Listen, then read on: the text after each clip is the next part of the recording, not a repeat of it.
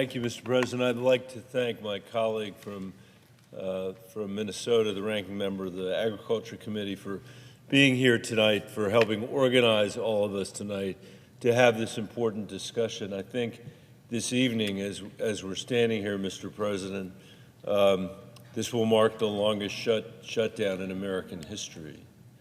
And that is not something that anybody in this chamber should be proud about. I've had the opportunity since I've been here to watch year after year after year after year as these shutdowns have gotten longer and longer. And this is not, this chamber does not belong to the senators that are here, Mr. President. It belongs to the American people. And, but sometimes the fight is a really important one. And we are in the fight tonight for health care for the American people. One of the first shutdowns I ever was here to see was one, and to be around for, was one where they were trying to defund the Affordable Care Act. They were trying to take health care away from the American people. This is exactly the opposite of that. The situation we're in tonight is one where, as we meet tonight, people are having to fill out their paperwork for their new insurance premiums. And those premiums are offset by part of the Affordable Care Act that creates tax credits for working people to be able to buy insurance to make it a little bit more affordable. Insurance gets more expensive every single year. And we should do something about that, Mr. President, but we're not even having a debate about that today. All we're doing is having a debate about whether or not President Trump and his colleagues across the aisle here in the Senate want to take away those subsidies from the American people. Mr. President, in my state of Colorado, the result of that is going to be that people's health insurance prices are going to double, at least. In some places, they might triple. In some places, they might go up 400%, is what the governor's office is saying to us. And I do feel like somehow at the end of the day here, President Trump is going to try to find a way to make sure that those prices don't go up the way they otherwise would on the American people, and try to find a way to claim credit for it. I don't care about any credit. I just think the American people need to know that their insurance is not going to skyrocket. But you never know from one day to the next. One day he's worried about the prices in Americans. The next day he could care less. And that's the thing we're here to talk about tonight. Everywhere I go in Colorado, Mr. President, families tell me the same thing. The prices are too high. No matter how much money they try to save during the week, they can't keep up with the cost of groceries. They can't feed their families.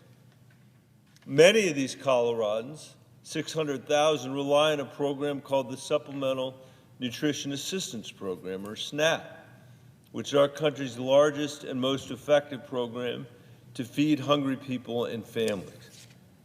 Every day, families rely on this program to stretch their food budgets a little further.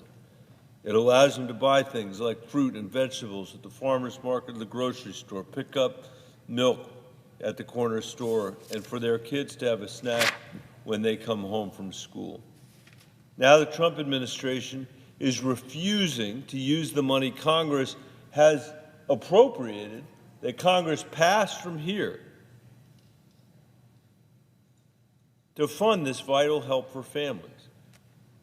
And this comes after President Trump and Senate Republicans made the largest cuts in SNAP in the history of the program, all so they could offset their tax cuts for the wealthiest people in America.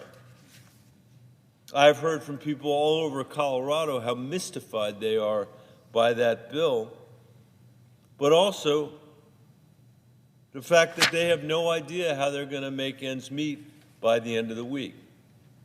Older adults in Pueblo County, where nearly 45,000 residents depend on SNAP, now facing health deterioration and malnutrition without the food they need.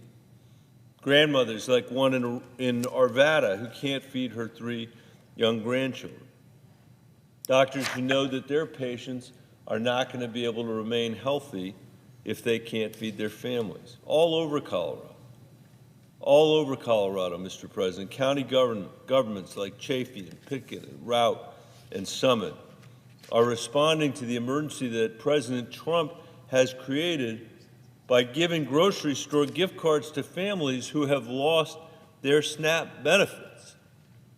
But that's never going to be enough to offset the damage.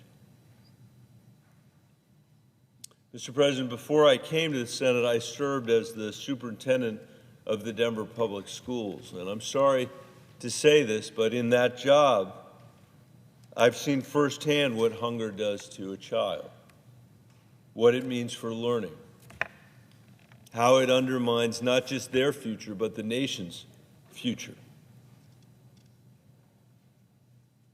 We can't build a strong economy or a strong democracy on empty stomachs, Mr. President. Instead of helping families, instead of complying with what the courts have told them they have a constitutional obligation to do, this administration is making choices that raise costs and harm families. These cuts to food and nutrition are the latest moves that this administration has undertaken to make people's lives harder in this country, not easier. They've made it harder for people this week, not easier, to afford groceries in America. President Trump's tariffs, as everybody in this chamber knows, are driving up grocery prices and costs, and the cost to keep our farms running. And as I said at the very outset, they are refusing to extend health care tax credits, the result of which could double or triple the cost of health care for millions of families all across America. What a record of disgrace. Mr. President, last week, 2 different courts said what President Trump is doing with SNAP is illegal. They told him to make the payments to families. But today he said he would ignore the court orders and refuse to fund the program. Later, the White House press secretary had to walk that back, saying that now they intend to fully comply with that court order. I hope that is true, Mr. President. I hope that is true. President Trump has not just the power, but the legal obligation to fund these benefits and to fund SNAP this month. I urge my colleagues in this chamber to stand up for the families who depend on this critical program and demand that President Trump do the right thing and reduce the costs for working people all over this country. I yield the floor.